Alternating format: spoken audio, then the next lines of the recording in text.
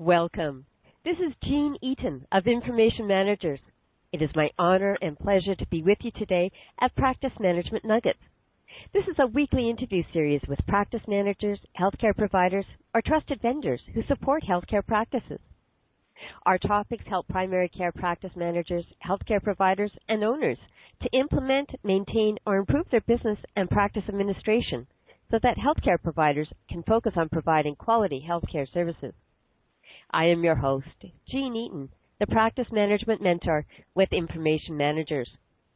This week, our special guest is Grant Ainsley of Grant Ainsley Incorporated. Grant has spent over 3 decades in the media, public relations, and association management. He now works as a media consultant, offering customized training for CEOs, politicians, association executives, and others.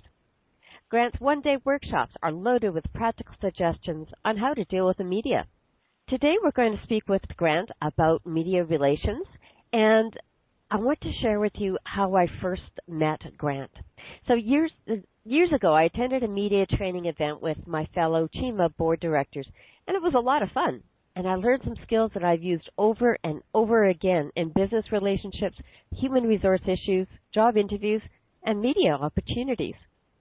When I met you, Grant, at the Canadian Association of Professional Speakers in Edmonton recently, I thought that this would be a great opportunity to share the benefits of media training during our Practice Management Nuggets. So tell us, Grant, what is your story? How did you get here? Well, kind of reinvented myself a few times along the way.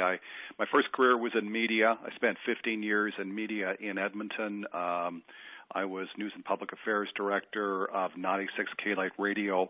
I did the morning news. I either produced or hosted a talk show each day, a live 1-hour talk show at lunchtime.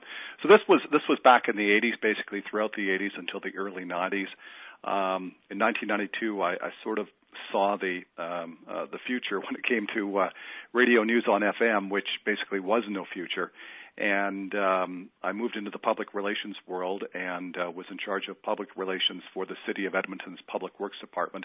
We had a really big department at that time, about 1,500 employees, 6 operating branches, including water, waste management, roadway construction. So I wasn't interviewed by the media on behalf of the department every day, but certainly, every other day or every 3 days. So I got a lot of skills from the other side, what the media calls the dark side.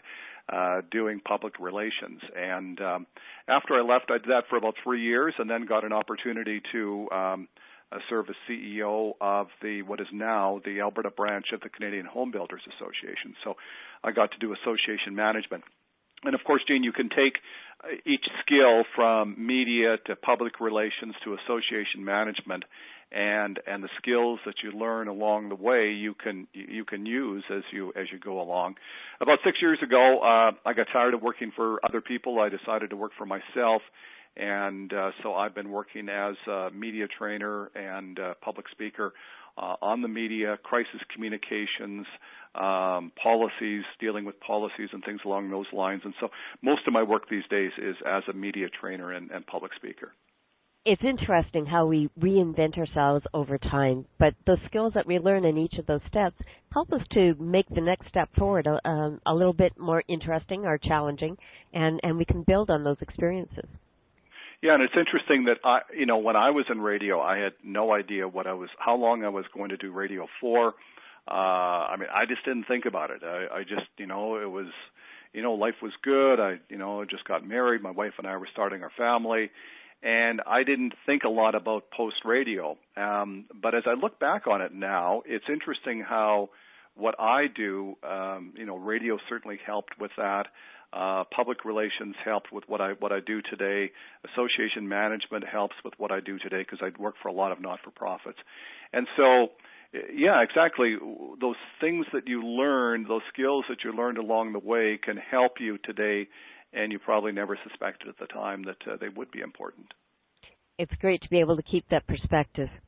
So in healthcare, for our audience here today, there isn't always the opportunity to nurture or develop that media relations piece.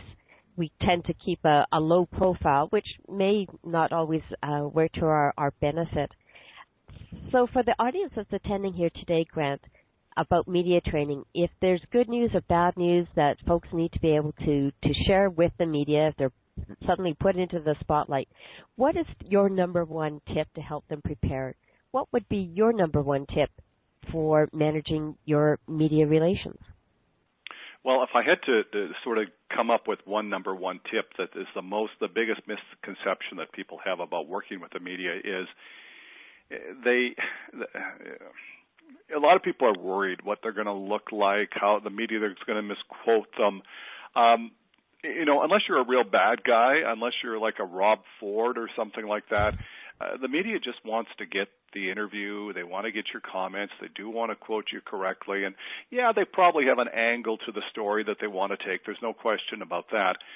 But 95% of the time, people worrying about going in front of the media to say something, they don't have to worry about that, quite frankly. The media is just there to do its job. Now, having said that, my three golden rules that people have to deal with and have to think about is know what you're going to say before you say it. That is really critically important. And it's just not with the media, but it's other communication skills very similar to other things that you would do in life, whether it's your customers. You deal with a lot of healthcare practitioners and so on. Obviously, if it is a nurse saying something to a patient or a doctor saying something to a patient or whatever it might be, it's the same skill. Know what you're going to say before you say it, and so you don't regret it later. The second thing is to talk about what you want to talk about and not what the reporter wants you to talk about. So in other words, I teach people during my sessions of how to develop key messages.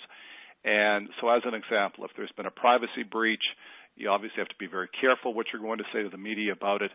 But you do want to put down some key messages and things that and we can talk about that in a moment, Gene, the things that you do want to say. So make sure that you talk about the things that you want to talk about during the interview and not necessarily what the reporter wants you to talk about. The third thing is to stay on message. And this happens so frequently where people just say too much. When it comes to dealing with the media, when you're finished, you're finished. Less is more.